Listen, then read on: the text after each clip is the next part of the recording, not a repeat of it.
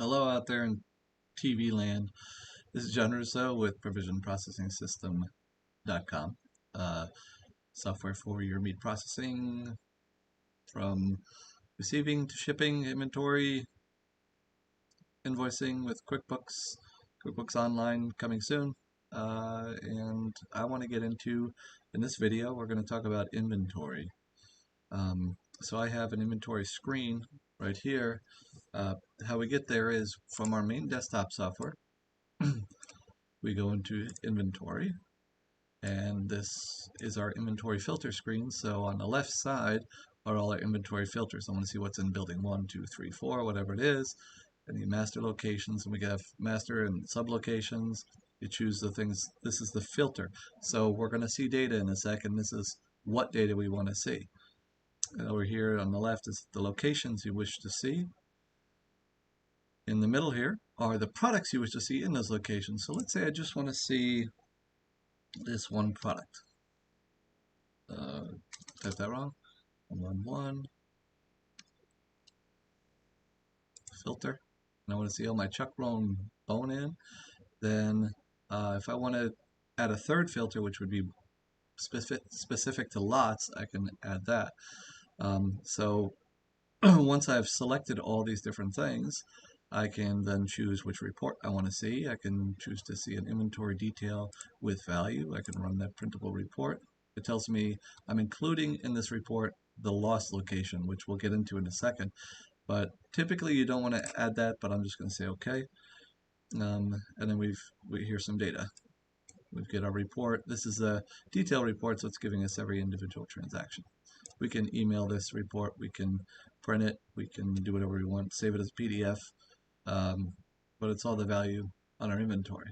Okay, and there's several reports here to choose from, and there's some custom ones here. But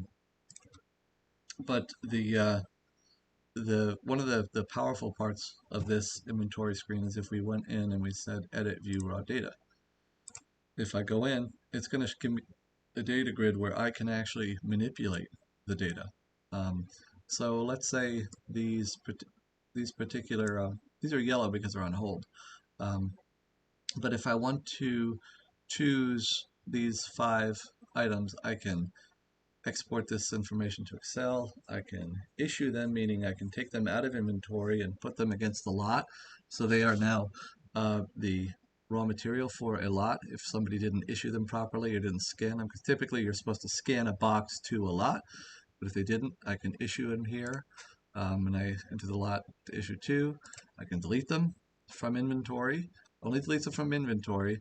But we do keep a record that it's deleted and who did it and a reason why. We can hold them so that nobody can sell them. We can palletize them. They should have been on a pallet. We can move them into another location.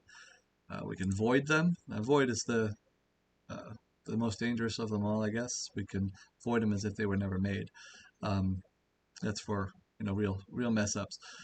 All this stuff can be password protected, by the way. So if you want to allow somebody into the inventory and be able to view data and do things, this is all password protected and it's all user privileges.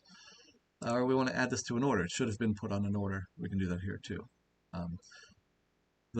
One of the nice parts about the inventory on our system is we can also do cycle counts. So if we choose a cycle count screen here, we can view a cycle count. And what the cycle count does is there's several different versions of our cycle count. We can cycle count a location or a product. We can cycle count several different ways, like I said, on the scan gun. What it does is you'd say, I'm starting a cycle count, and it's going to take all that inventory in the data and set it aside and say, okay, this is what I think you have.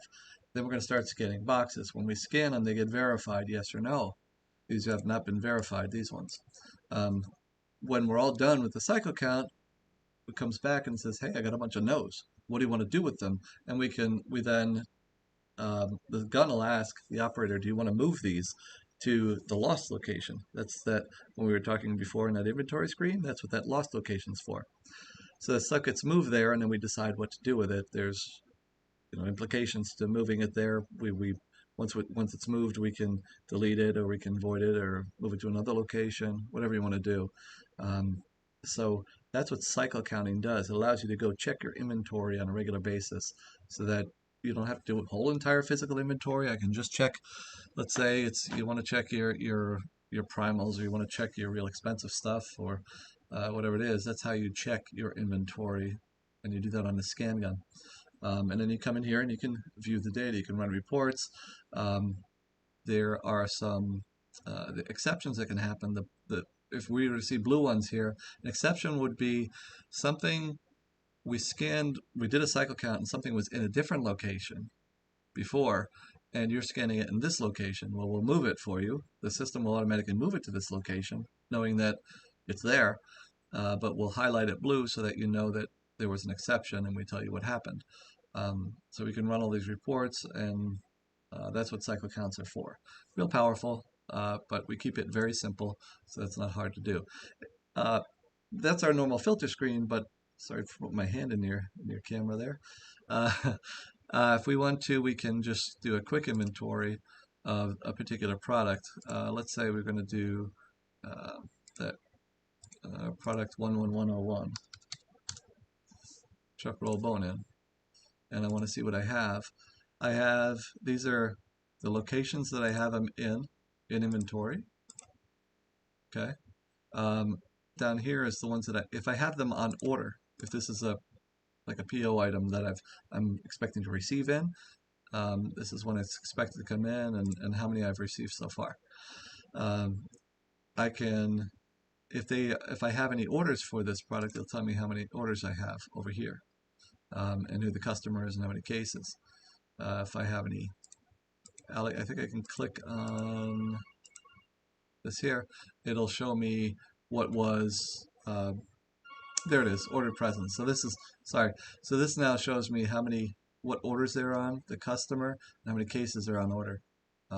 So it's a quick little reference for you to look at. Sorry about the phone ringing before. We're a busy office here. We got a quick report here, full inventory by location. So if you wanted to see your inventory, what you have by location. So that's a quick overview of inventory and how we handle it. There are reports as well for costing. Our inventory, how we handle inventory is when something is either made or received, we receive it at that value. So if we receive something from a purchase order, let's say it's a box of, I don't know, it's ribs, a whole rib. We get the whole rib in, and it's $7 or $8 a pound, whatever it is. We receive it at $8 a pound, and that way, when we're selling it, we can give you your, what your cost versus your sales, and get your net profit.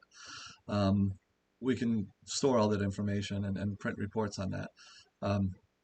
So there's a lot of aspects to it. There's even more reports you can do, and you can, like I said, you can shuffle things around in locations with the gun. If you have the scan gun, if I wanted to move something from one location to another, I can. I just scan. I can even scan the barcode on the location.